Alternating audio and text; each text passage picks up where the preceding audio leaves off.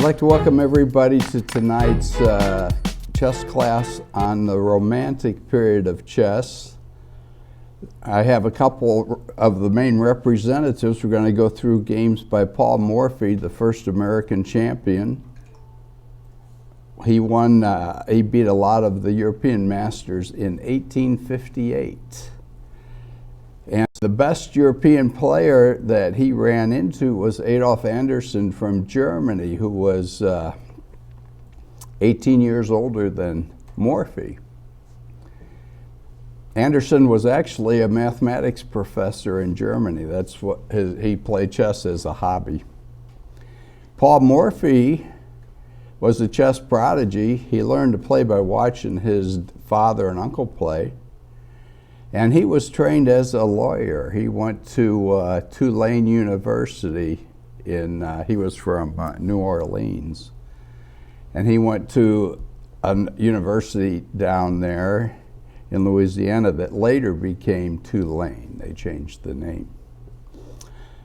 Anyway, he graduated and he was 21 years old, and he couldn't start his law practice because he wasn't old enough. So he won the American chess tournament in New York City, the first one, and then they invited him to play the Masters in Europe. So he traveled to Europe to play the best chess players in the world.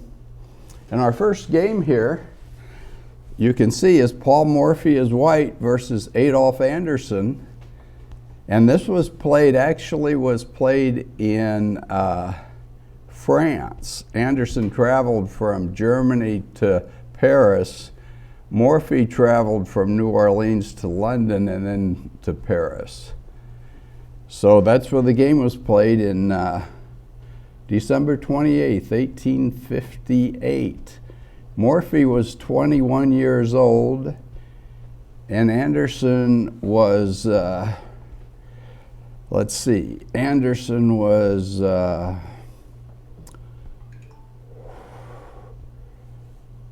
40 years old. So anyway, Morphy almost always played e4. In this, Anderssen varied his openings quite a bit. He plays a French defense, but I must say he plays a very bad French defense. This is on move 2, he tries out a new idea, shadowing the bishop on g7.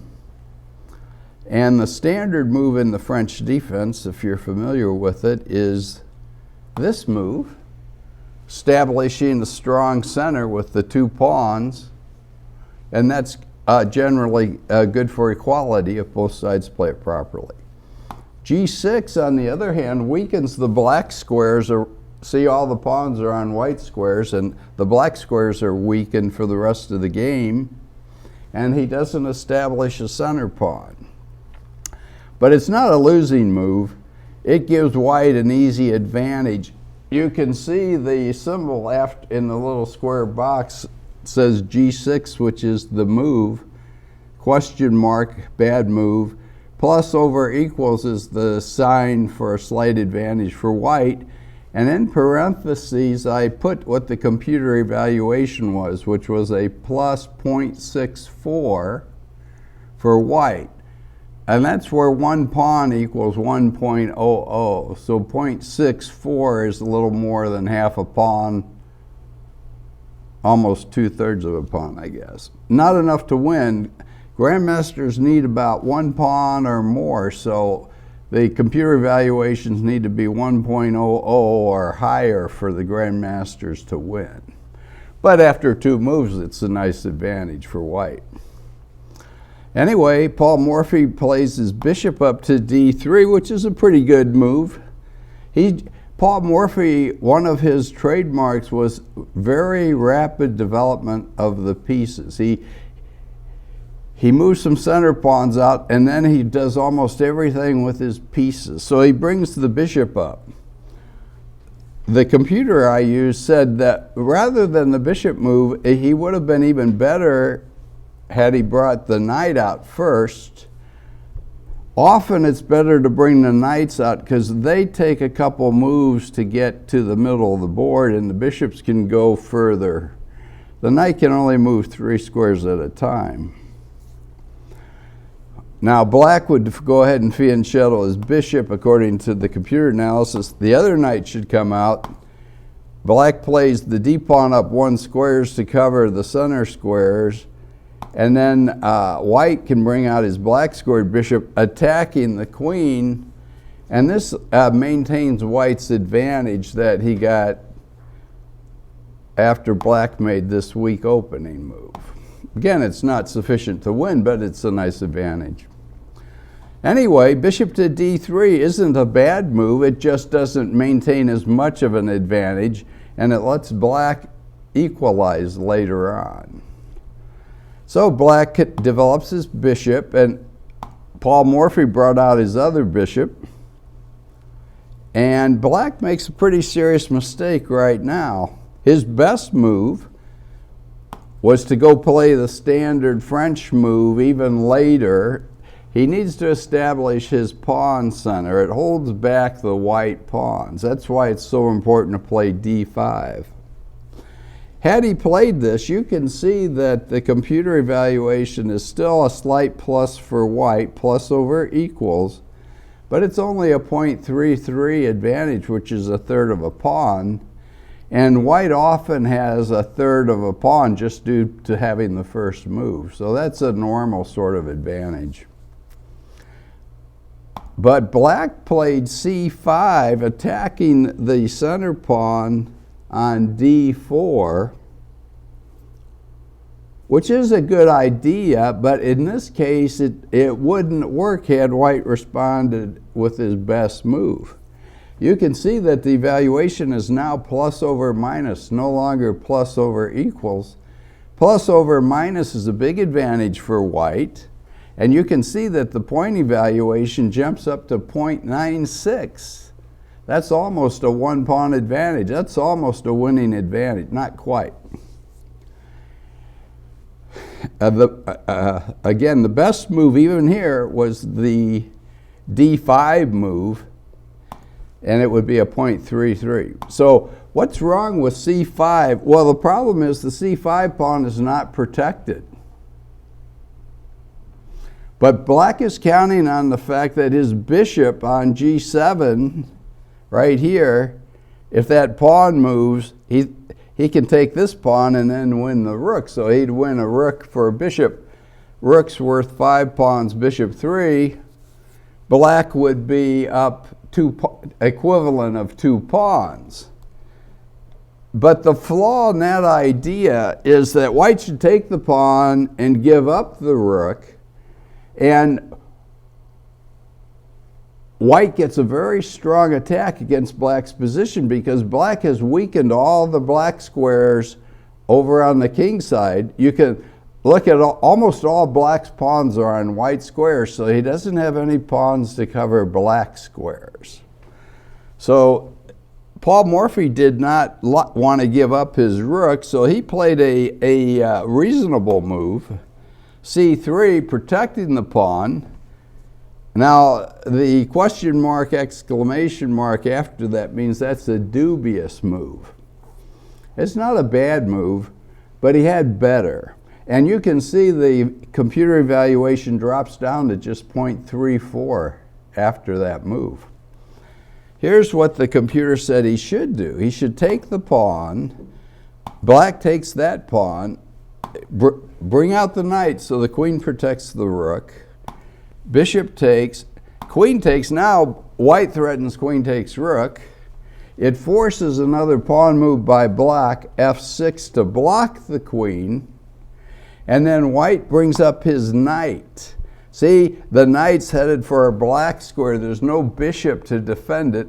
The knight gets wedged in on d6 with a check and blocks black's pawns. That gives white the much better game. Worth much more than the exchange he gave up. The best move for black here is to move his king over to the king side behind the pawns. The knight drops in with check, and the black king would go here. I didn't go any further. The computer says this is now a huge advantage for white, plus over minus 1.54, 1.5 pawns. It's still not, according to the computer, it's not winning. If it was winning for white, it would be a plus sign to the left and a minus sign to the right. See, they put the white reference first. The plus is on the left and the minus is on the right. That would have been black. Now when one is over the other, like it is here, plus over minus, the plus, they put the white on top and the black is on the minus. So the plus means it's a big plus for white and minus means it's a big minus for black. And the computer gives you the pointy value, 1.54. Again, 1.00 is a 1 pawn advantage. This is 1.5 pawns. That's usually enough for a grandmaster to win. So Paul Morphy did not play the best move, which is unusual for him. He didn't play a bad move, though. He still has a small advantage of 1/3 of a pawn. Black trades the center pawns and brings his knight out. Morphy brings his knight out. Black brings the other knight out. Both sides castle, and white brings his knight out. And finally, black plays the move he could have played on the second move. He establishes his center pawn. It's a good move here. White plays for the attack. White is not going to trade pawns. See how that pawn right here on e6 blocks this bishop. That's a positional advantage for white, that bishop being blocked by its own pawns. It would be a bad mistake for white to do pawn takes pawn, because then this pawn takes and the bishop has an open diagonal to enter the chess game. So Morphy advances the pawns, which is the correct strategy. It's the typical French move too. Now Anderssen does a good move. He immediately attacks the center pawn with f6. And Morphy reinforces the center pawn with f4. This is all standard. Takes, and then f takes. And white is better. See that white is the only one with the pawn on the 5th row. His pawn on the 5th row is protected by a pawn.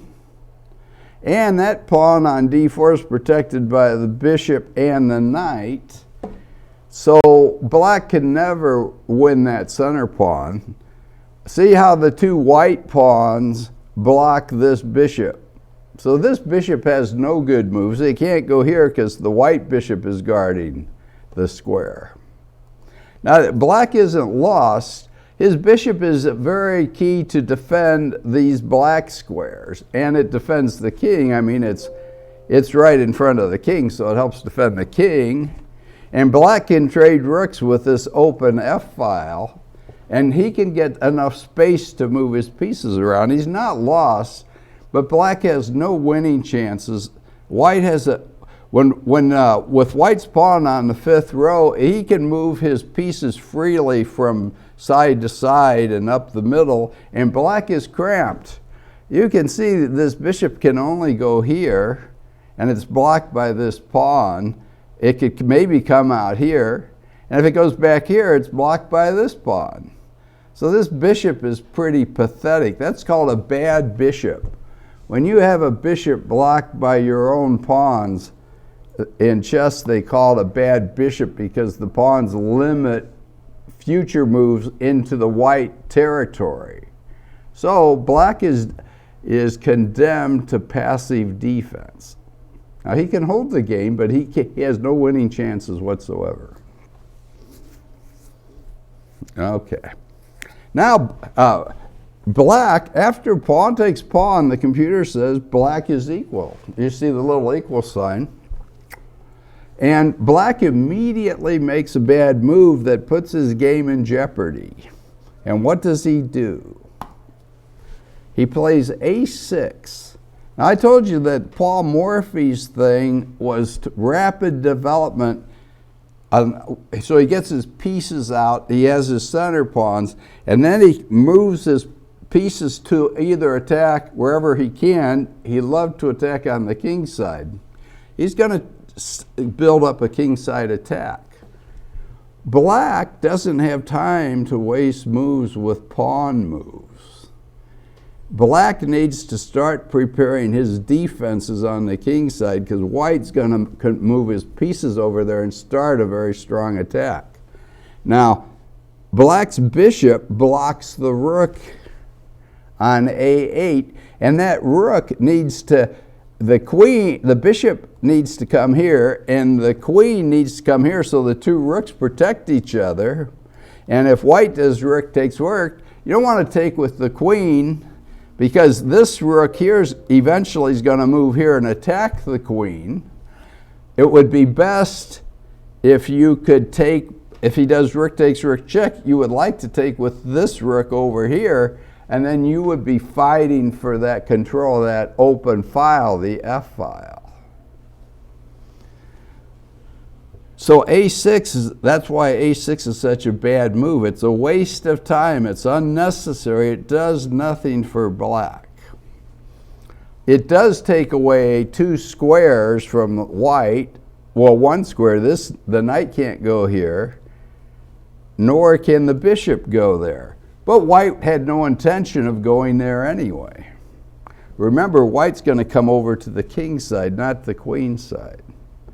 So what should black have done? Well, what black should have done right away, he should have traded rooks. Rook takes rook check. That's an excellent move because, see, white's 2 rooks aren't protecting each other. He can't bring the rook on A1 because the queen, if white's queen was up here, then the rook would come over and he would have custody of that F file with his rook. Well, he takes with the queen, but that queen can't control the file because when the bishop moves up and the queen moves up, that black rook's going to come over and attack the queen.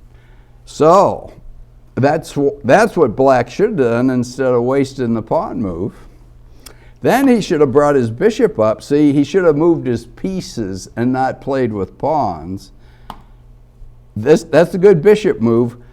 It comes up and attacks, pins the knight to the queen and attacks this square, which is weak. It's only defended by the bishop, and the pawn attacks it and the queen attacks it. That's a great move, but it doesn't win. Then he should move his queen out of the way. Now he's ready to bring this rook into action from the queen side and drive the white queen away. White's best move is to move the queen up. The rook comes over, and then white would drop his bishop into that weak square where it's protected by the pawn. But black has a good counterattack now. See how this bishop here is undefended? Now white wants to move this rook here. Black can throw a spanner in the works by this move, attacking the undefended bishop. Now he could defend the bishop with the rook, but then the knight would take the bishop, and that bishop is a good attacking piece. So the computer says better than giving up, it's better to retreat the bishop. But the drawback to that is the bishop blocks the rook, and the rook can't go where he wants to go, at least until he drives the knight back, moves the bishop out. So it cost him 1, 2, 3 moves, you see. So that's why that knight to b4 was such a good move. Anyway, black follows up by putting his queen, see how the queen attacks this pawn? Now that pawn's defended by this, by the knight, and by the queen, but one of those pieces will have to stay and protect that pawn. Black is getting a possible counterattack. And the black queen, when white drives the knight back with A3, the knight will go to A6, and the queen will be attacking the pawn on B2, which is undefended.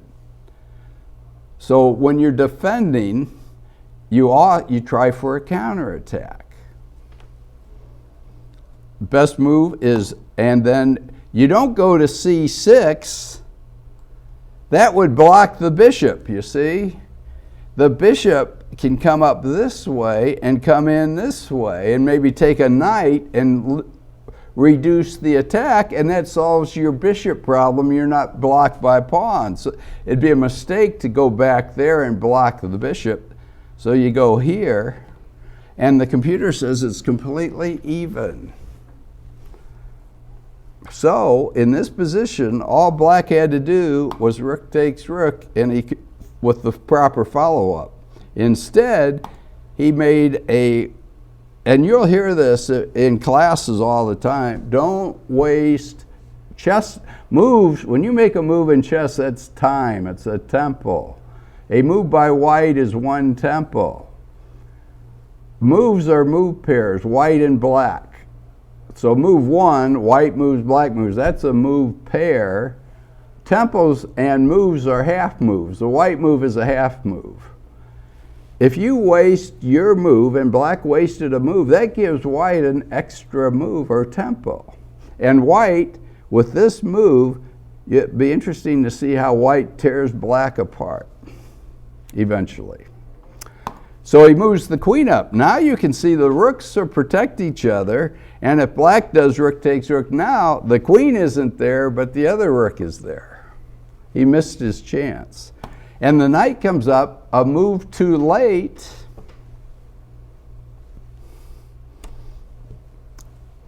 The bishop's protected by the queen, so he doesn't retreat the bishop in this case, blocking the rook.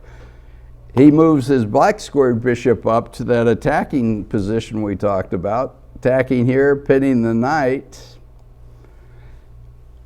Black does get rid of the bishop. However, it doesn't solve his problem. See, he still has a problem with his bishop. Now his knight's pinned, and he doesn't fight. White's going to do rook takes rook, and then queen takes or bishop takes, the other rook comes over, and white has the only rook on the F file, attacking 7 squares in front of him. Okay. So, but black finally gets his bishop up. That would have been a better move than a6 also. White, see how white shifts the queen over to the king side, attacking this and this. That's going to prevent this bishop from moving anywhere, because it would be queen takes pawn check. He brings his queen over. Now white brings, now see how the knight came from E2 up here, and see, one of the reason he moved his queen was so he unpinned the knight. He's going to move the knight to, this is a good square for the knight. It's protected by 2 pawns, and it blocks the white. So Morphy, who's white, hurries up to bring his knight to G3, where it can take the black knight when the black knight gets to a good square. And one of the pawns will take, and that bishop is still blocked by his own pawns. So he brings the other rook over to C8. White takes, queen takes. See how white gets the attack on the queen. Queen back. Now he brings his queen up. That reinforces the bishop and the queen. See, he can't drive the bishop away with this pawn. He loses a pawn. And white threatens bishop takes knight, trying to drive the knight. The knight's a good defender where it is. Black falls for moving the knight up. He wanted to go to F5. He thinks it's a good move, but it's not. He comes up here, and you can see that's a bad move. And now white gets a big advantage once again, plus over minus. And the computer says it's 1.11, 1 1/10 pawn advantage. That's enough for most modern grandmasters to win the game. Okay, what would have been better? It's better, but it's not. It doesn't save the game. It would have been better to retreat the bishop, and defend the knight, then move the knight. But retreating the bishop to f8 is lousy too, because look, it leaves the f6 square wide open. So I'm not saying it's just a better defense. White has a 0.45 advantage, about half a pawn. After knight to f5, it's 1 1/10 advantage. So white takes the knight. That was black's best piece, so you want to trade it off.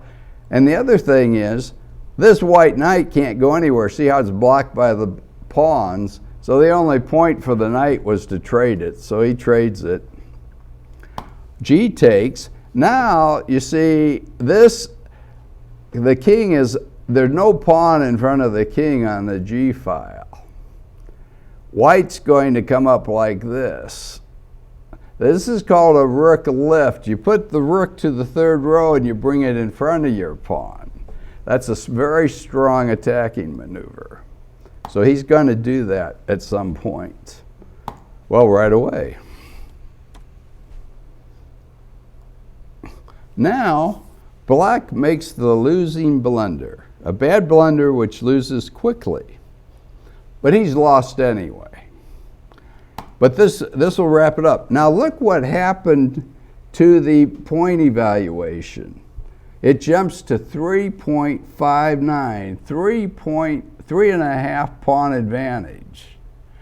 3 pawns, that's a knight or bishop advantage, and he has a half pawn on top of that. So black is dead lost. And Morphy knows just how to finish him off.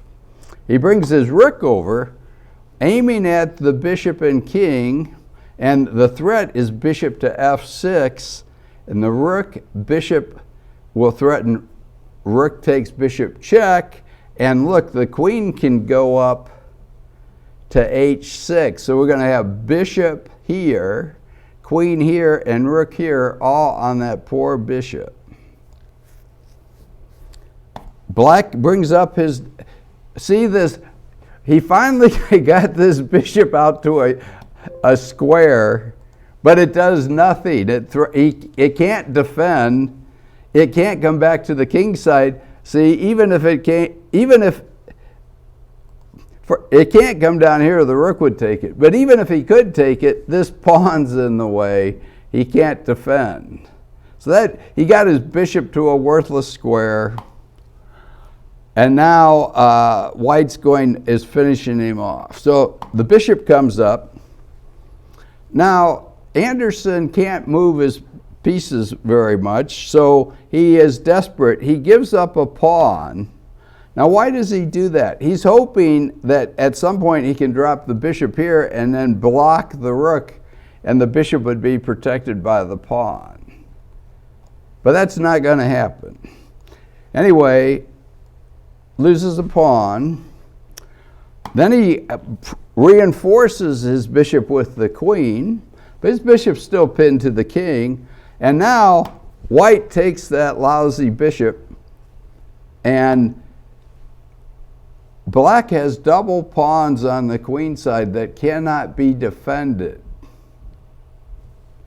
And white can trade off all the pieces on the king side, march his king to b4 and take the b5 pawn and take the queenside pawns. Then he can take that passed pawn on a2 and make a queen out of it.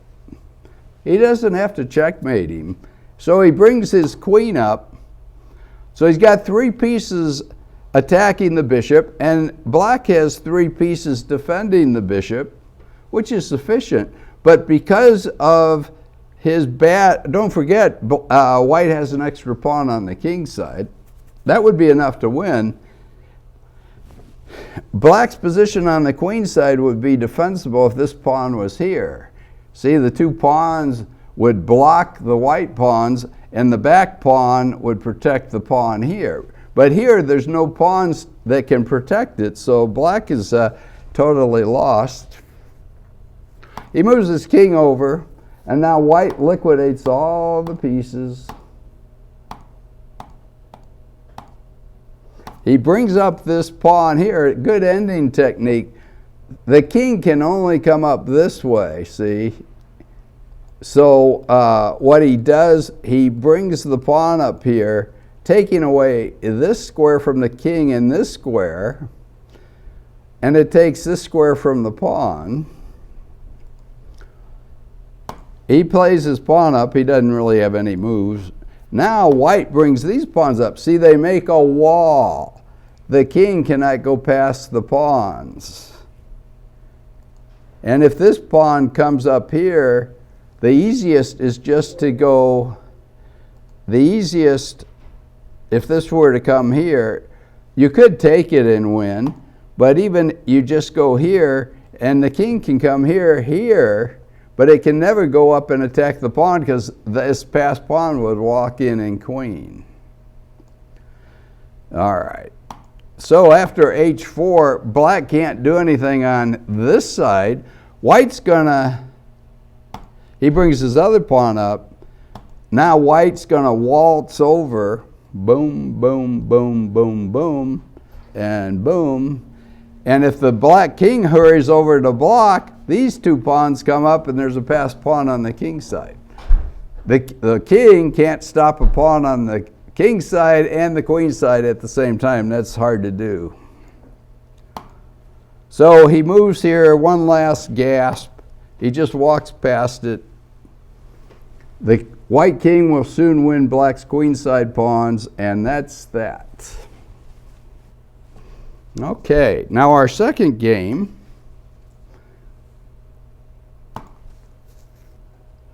The interesting thing about Morphy went back to New Orleans and tried to become a lawyer, but he was not able to break into the profession for some reason. And he got depressed over that. And he got angry. He blamed chess. See, he actually started up with another lawyer. They tried to start up a practice. And Morphy was famous for winning all these chess matches. He was written up in the newspapers and all this. And people would come into his office in New Orleans, and all the men would want to talk about his glorious chess games in Europe.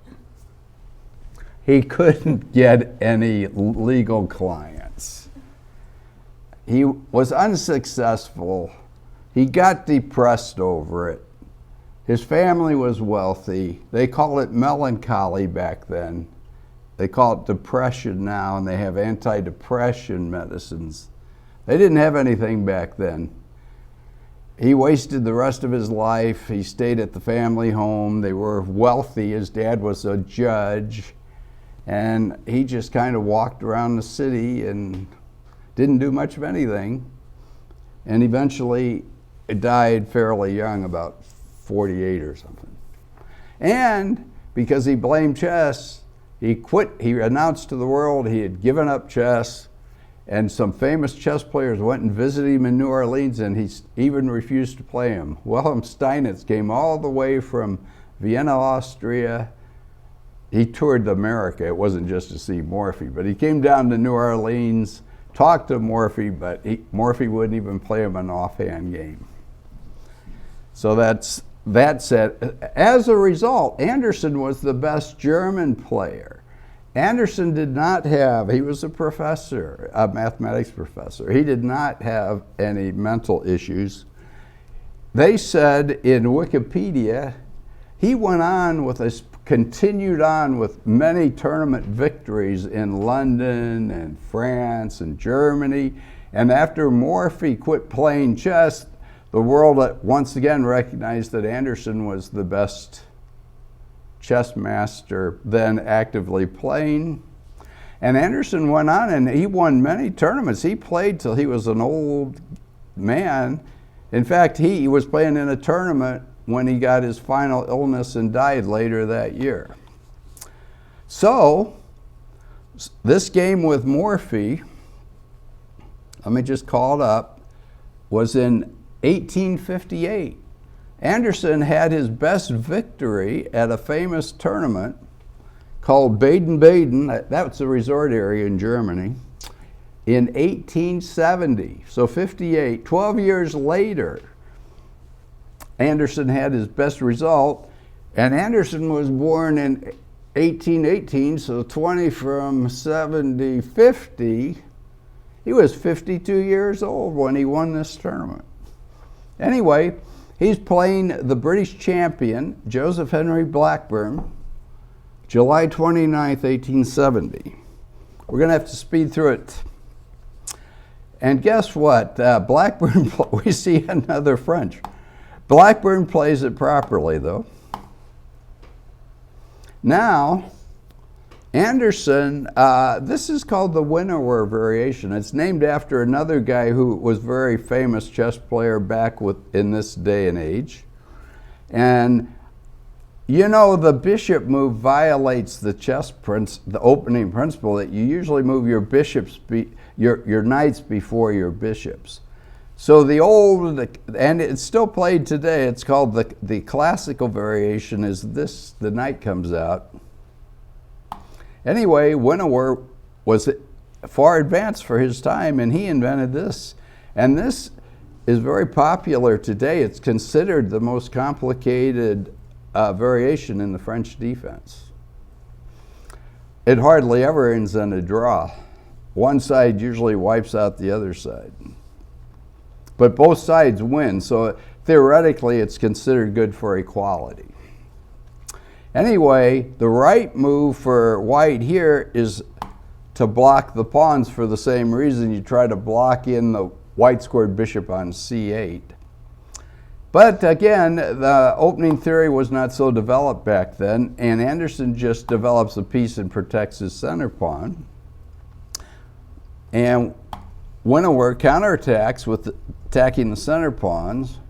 White does pawn takes. Now, according to the computer, black could get complete equality right away if he just did queen takes pawn. The knight's pinned to the king. And then black doesn't get a weak, isolated center pawn. But this is playable. It's just not the easiest way to get equality. And here, white misplays it. He had a chance to get a decent advantage. He should do pawn takes pawn. Now you might think that that might lose the knight. That's not the case because we can drive the bishop away with this move. And if he takes the knight, we take with the pawn. He can take our pawn. Then we have the two bishops, and he has a hard time defending his black squares because his black squared bishop's gone, and we have two good bishops aiming toward the king's side. This would be a big advantage for white. So white should have done d takes c5, and this is actually a mistake. So the computer says what black should do is develop. He brings the knight in front of the king. See, white's going to come here or here and castle, and then the rook will be here aiming at the king. So what black does, he puts it here. It protects the pawn, and the rook will be blocked by the knight. All right. Then white brings his knight out, and he goes here to protect the knight so that if bishop ever takes, he doesn't get double pawns. He just takes back with the knight. Castles, castles, knight out, bishop up, pinning the knight, pawn up, forcing the bishop back, knight takes pawn. Now bishop takes knight, bishop takes, knight to f4. You notice that there's a weak pawn there on d5. White's threatening knight takes pawn, knight takes knight, knight takes knight, queen takes knight. There's a little bishop takes pawn check, winning the queen. Black can't defend the pawn. He loses a pawn. His best move is to block the bishop. Now he takes the knight. Now you don't do knight takes because we don't have a check, but you do the bishop move, pinning the knight to the king. He can't protect the knight with his bishop because our knight guards the e6 square, so we win the knight back. He moves the king out of the way, and we're a nice pawn up. It's 0.67 advantage for white. That's what That's what white should have done. Instead, he did bishop up check. Knight comes out, knight out, knight out, castles. And here, black wastes time. Remember I told you pawn moves are a waste of time? Well, black just does it. He has complete equality. All he had to do was castle. That would break, then his knight's not pinned. White can take the knight. So he should have castled. Taking the knight is no big deal by white. You just take back with the pawn. So you don't need to hassle that bishop, the white bishop on b5.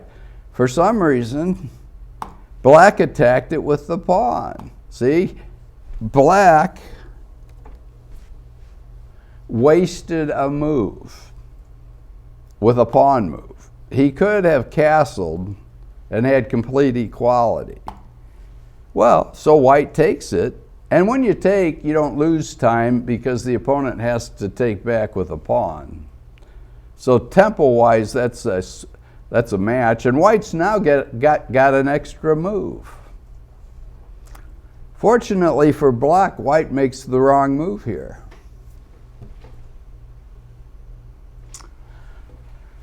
I told you that the white knight on e2 protects the knight, so if the bishop takes, the knight takes back.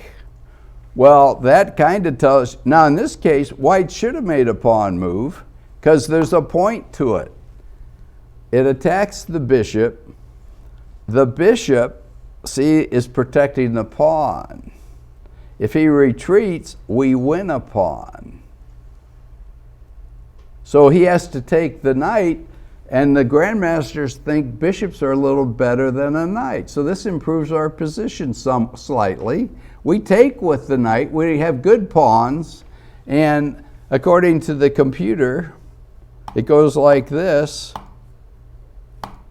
Check, bishop blocks, bishop up, castles. White has a slight advantage of 2/3 of a pawn, 0.66.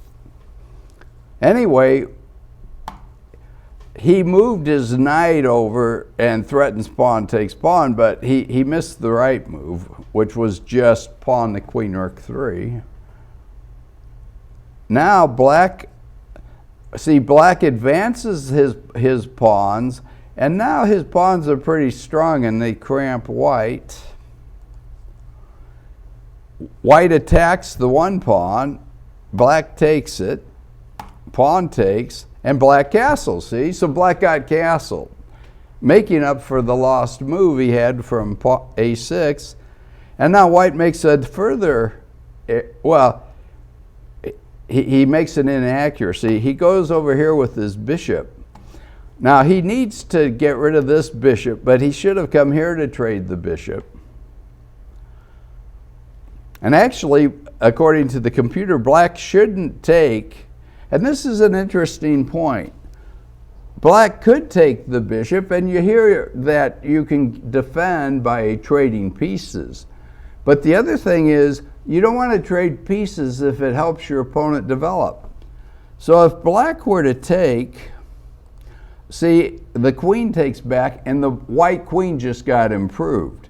When it was here, it couldn't go on the white diagonals. It's blocked by knight and pawn. Okay, and here it's blocked by the bishop. So the right move for black is bishop back here. Yeah, bishop back here. See, now the white queen is blocked by the bishop, knight, and pawn, and white would then go here to trade. But the difference is, black doesn't do bishop takes. That would bring the knight from the 2nd to the 4th row. He just leaves it there. If white does, then he gets his queen from his 1st row to the 3rd row. He develops another piece. He brings his rook, which was behind a pawn. Now he's attacking the knight. He improved his position. So you don't just trade pieces willy-nilly, and you don't trade pieces if it helps your opponent. Sometimes you just retreat to a better square. That's what he should have done. Anyway, so white should have gone here, but he went here, and here's why that's bad. Black takes it. Now, that rook is blocked by a knight and pawn, and the rook is undefended. That rook doesn't belong there.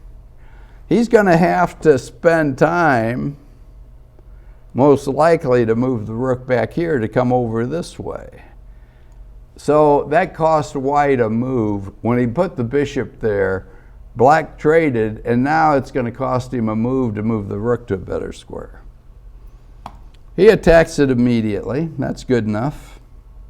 But I got to tell you, the computer says even better would be to bring another piece out. You see, you really need to develop your bishops and rooks before your queen. The queen can go anywhere, and she can develop at any time. Would have been better not to attack the rook right away, but leave it there as a future move and get the rook out attacking the knight. That's what he should have done. The knight would go over here. Now the knight wants to go here and here, right? Well, we move our pawn up and we block those squares, and we give our king an escape square for later on in the game. And this would get, they're both equal, but this is closer to complete equality than queen to d6. Okay.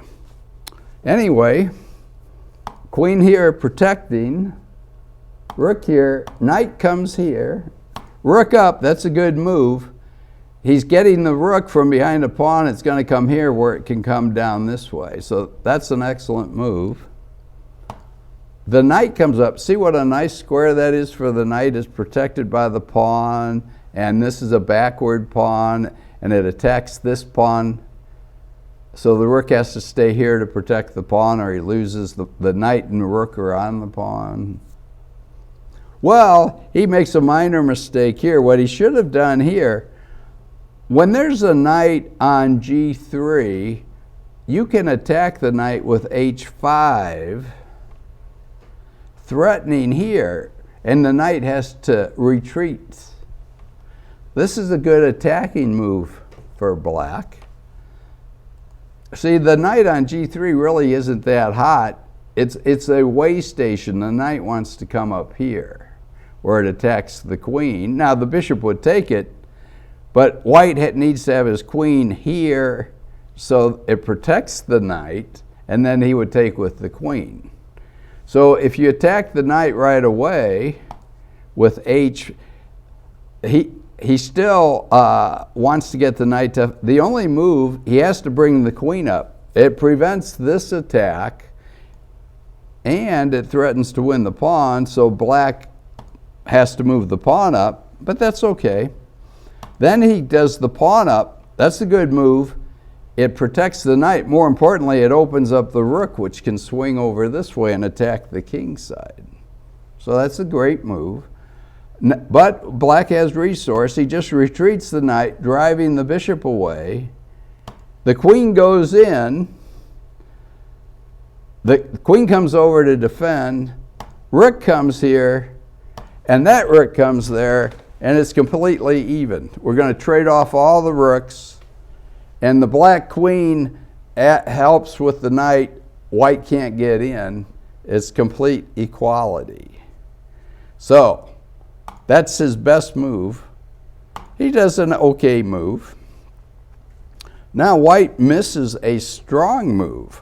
See, remember I told you this pawn is inadequately defended. There's a knight and rook on it. So he moved his rook over too soon. And white doesn't see that he has a nearly winning move.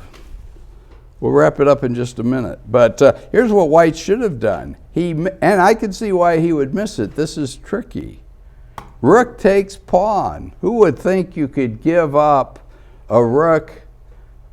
You only get a pawn and you get a bishop, but that's bishop and pawn is 4 versus 5.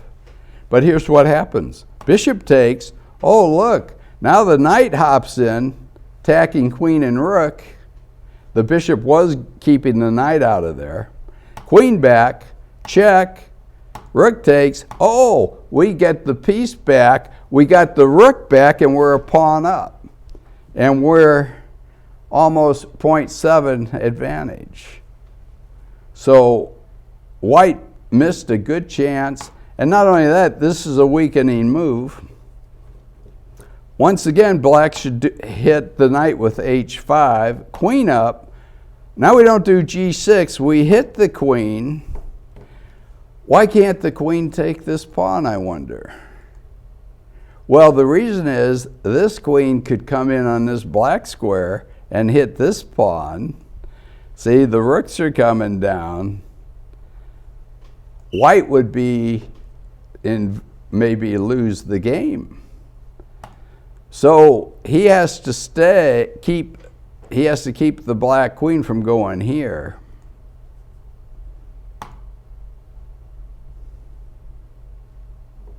All right, so knight to h7. He has to go to h4. He can't take the pawn. The queen has to guard this square. And it turns out this is a little better for black. The minus in front of the number means it's better for black. 0.2, about a fourth of a pawn. All right, so rook to e3. See how the two rooks were protecting each other, and the queen is on the rook, so the knight interrupts the rooks, and we win the rook for the knight. The pawn can take the knight. The queen can take the rook. This is only good for equality, though. But black takes the knight. That's the wrong way. What he should have done, according to the computer, take with the rook. See, he wins a whole pawn for compensation, and that pawn is protected by knight, rook, and the queen is on this pawn. And the computer says it's completely equal with sufficient compensation for the exchange. So anyway, here, queen takes, pawn takes, queen takes, queen takes, pawn check, queen back, queen here, b4, protecting the knight and letting the rook come over. The knight comes up on the queen, c4, not the best move, but good enough. Queen takes, queen here, pawn up, h3, and now black blunders. He has a worse game head. He should have retreated the knight. He didn't want to retreat the knight. He thought he could get a strong attack attacking the queen. But it's a blunder because we have a check and we pick up the knight.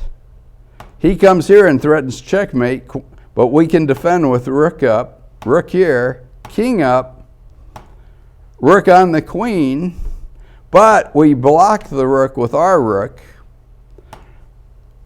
So white's completely won here. He's a whole piece up, and black's king position is shaky. And the rook, the queen, and even are ready to attack the black king. See, the rook here is threatening to win this pawn. The game is almost over. We'll run through it quickly. Queen takes there. Watch this. This is pretty. Look, we have two rooks and the queen attacking the king. See, there are no pieces around the king, are there? And the only check is here, but our queen covers that. Now, he does threaten queen takes knight, but too little, too late. Rook takes pawn check, breaks down the pawn barrier. Queen up, king back, queen, king over, queen here. Pawns are falling like flies. Queen here, king here, and there's checkmate. But black, being a grandmaster, when he saw that move, he resigned. It was mate in 4 moves. Well, thanks for coming tonight. That'll cover it. This is the romantic period, the old-time chess masters. They were quite good. Grandmasters are better now. They've learned a lot since 1870. But these guys were very good. And don't forget, they didn't have computers to tell them all this stuff. It's all done up here. All right. Have a good night.